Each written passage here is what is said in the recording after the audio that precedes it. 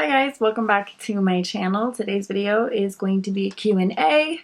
My puppy Charlie is down for a nap, so it gives me some time to come on here and do the Q&A because when he's up, he is up. And I probably look so tired because literally since I got him Wednesday, today is Sunday, I have barely slept.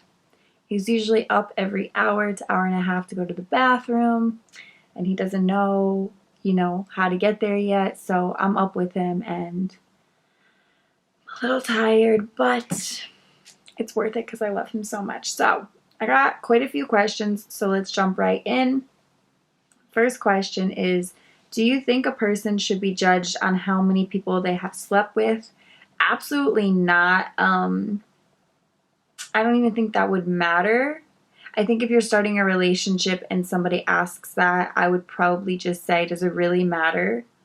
Because it was before you. So anything that happened before you doesn't really matter. I don't know. So no, I don't think that a person should be judged. Although, I think in most of my relationships, it's just come up over time, not in the beginning, but it's like, how many girls have you actually slept with? You know what I mean? It comes up, but I don't think it should be like a judgment factor.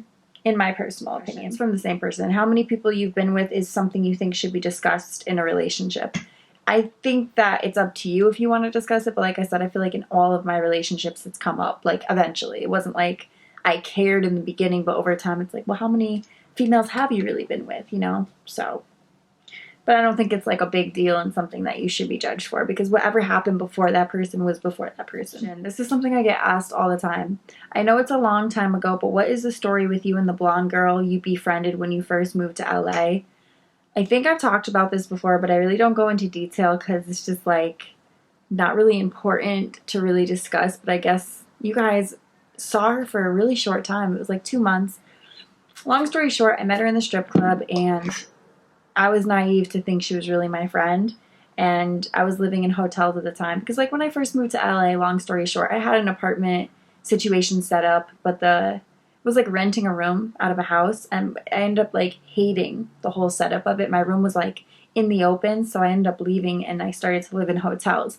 Living in hotels was never a part of the plan. I just had a place, it didn't work out, and I quickly got out and went to a hotel and kind of stayed in hotels for a few months until I got on my feet. So when I was living in the hotels, she met me and she had a really nice apartment and a lot of fancy things. She had a Range Rover, a Louis Vuitton. She was like, come live with me, I'll take you in. And at the time she was living in Woodland Hills in a really nice apartment. So of course, hotel that, you know what I mean? She's going to take me in for free. Long story short, it ended up being a whole different situation. It ended up being some pimpin' shit, long story short, and I was not about it, so I got out. And that's basically it. That's basically what happened. I got kind of caught up in something a little sketchy and I guess dangerous, but I'm a smart girl, and when I figured out the whole arrangement, I just left. And I know that a lot of people can't get out of situations like that, and it could have been really bad, but I think it was more or less they were trying to coerce me into it. I don't think they were trying to force me. Does that make sense? So when I was I'm not about it, they were just whatever. She was mad at me for leaving. But her boyfriend, whatever you want to call him, PIMP, whatever, pimp, whatever he was to her, I don't even know. That whole situation was so freaking weird. He didn't care. She was more hurt that I left, and he was just whatever, bye. And that's pretty much what happened. She came across to me like a friend, but when I actually got to living with her, it was a whole different scenario. So it was sketchy and it was not fun. And if anything, I learned a huge lesson. You can't just believe what people say. Don't just, oh, they're your friend. Don't just believe that. So if anything, it made me stronger. So then I went back to living in hotels, and then I eventually got on my feet. It was just a little bit of a setback, but a huge learning curve. And then the next question is, what kind of dog is Charlie and how old is he? Charlie is a pug, and he is actually going to be 8 weeks Friday. He's technically 7 weeks. So when I got him, they said he was 8 weeks, but I brought him to the vet yesterday, and they were like, he's 7 weeks. So somebody can't do math, but he'll be 8 weeks the end of this week. So little baby. Next question is, have you ever been tempted to get plastic surgery? You don't need it. I love your body. I'm just asking because you live in Los Angeles and worked in the strip clubs. Were you ever tempted? No, I don't want plastic surgery. The only thing I like to do is, like, I need to do it, is get Botox. I get Botox in my forehead and I get my lips plumped up. That's really all I do. I'm not really into plastic surgery. I love my titties. Go check me out on OnlyFans. Just kidding. But not really. Link below. I love my titties. I got blessed with them. I like my booty. It's not maybe like perfect, but I don't know. Yeah, I would never. I don't want to say never, but I'm just not interested in getting plastic surgery. I don't really like going under for like anything. It's like if I have to get an emergency, if I have to get a surgery or whatever, I will, but I'm not going to like put myself through it just to have like a body part. I don't know. That's how I feel. And what do you think of the trend of fat transfers and BBLs? I don't really think about it. I don't care what people do. If that makes you happy, go for it. But like I said, I don't want to go under if I don't have to. Next question is, before moving back to your hometown, would you ever consider moving to another part of California, like San Francisco? To be honest, you never seem like a good fit for LA. You're too real, too mature. You seem like a San Francisco girl. Just curious, you're a bad one. That's funny. San Francisco is so dope and the people are so much different than LA, but LA does have a lot to offer. Like, if it wasn't for LA, I wouldn't be getting paid modeling gigs. There's just opportunity out here for me, and I love LA. I know that the people are fake, but that doesn't really matter because I'm pretty introverted and keep to myself anyway, where I am in the fakest city going, but I don't know, I love it out here. There's a lot to love and look forward to, and I don't know. Like, the people don't really affect me because I keep my circle small anyway, and I've always been like that, so the people don't really. The drivers get to me out here that cannot drive. People are so inconsiderate. Like today, perfect example, I was on the freeway, and a kid, I don't even know, I saw him quick. He looked like, I don't want to like profile, but he just looked like a freaking kid. And I was about to, he had a BMW, I don't know if I said that, it was a Beamer, like a 5 Series or something. He was just flying. And so I was in the right lane, I want to go over to the middle lane, and I had my blinker on, I was about to do it, and out of nowhere he showed up, meaning he was speeding. And he just was there, and I was almost going to take it, but I saw him, and I just went back to my lane, and I watched him continue, and he's speeding, and he's going this way, and then going back to, well, he's going to the left lane, then going over to the middle lane, and then going back to the left lane, like cutting through traffic, and I hate people who drive like that because it's so dangerous, and I was just like, wow. But that's just an example of how stupid people are out here as far as driving. They think they're cool to do that, to just lane change, and it's so dangerous, but I just, cruise and just pay attention. So the next question is, what are your plans over the next 12 months?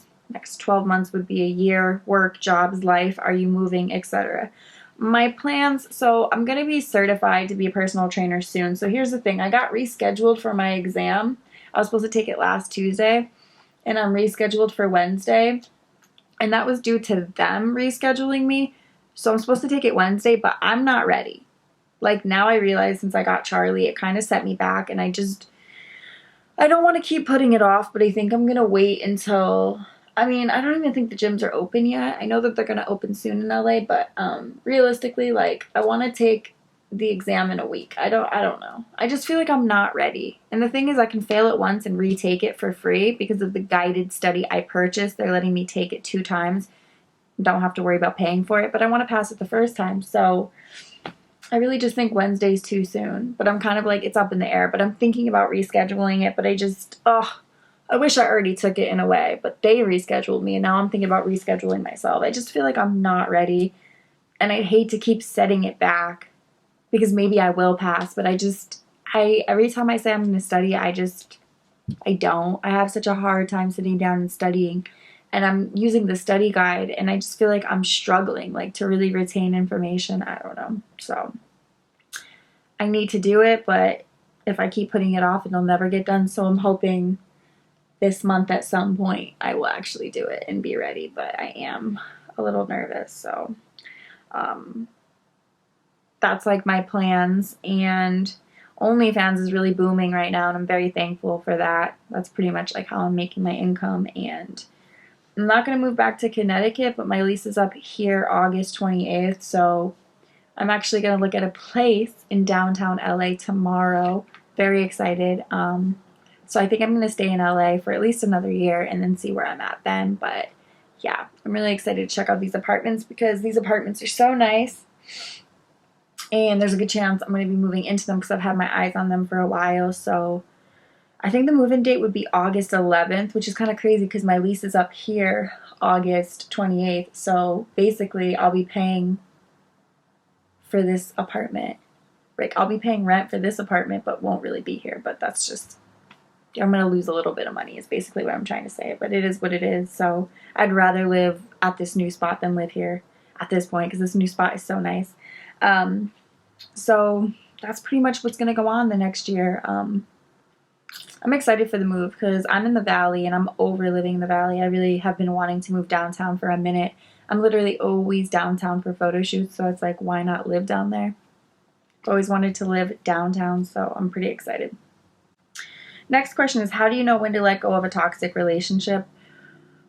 If it's toxic, it's time to let go. My last relationship got really bad, and there's a lot of factors as to why it got bad. We should have broken up probably like the new year, but we kind of held on, and it just got worse and worse. So when it's already that toxic point, it's really hard to turn it around. So it's just better to break up. But I will say that even if you break up, it doesn't mean it has to be forever. So like if shit gets toxic, you guys need to take a step back.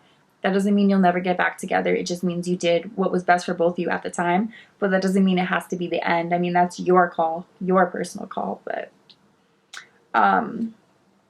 next question is, how are things with Mike?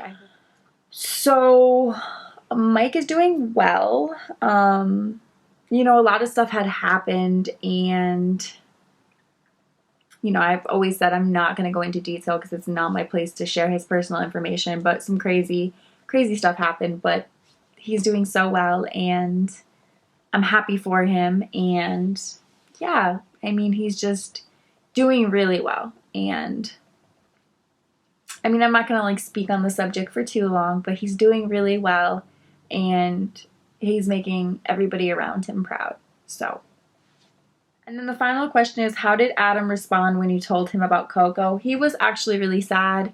You know, he bought Coco for me. Coco was a part of his life. He brought up the fact that when I moved and took her, he was like really sad.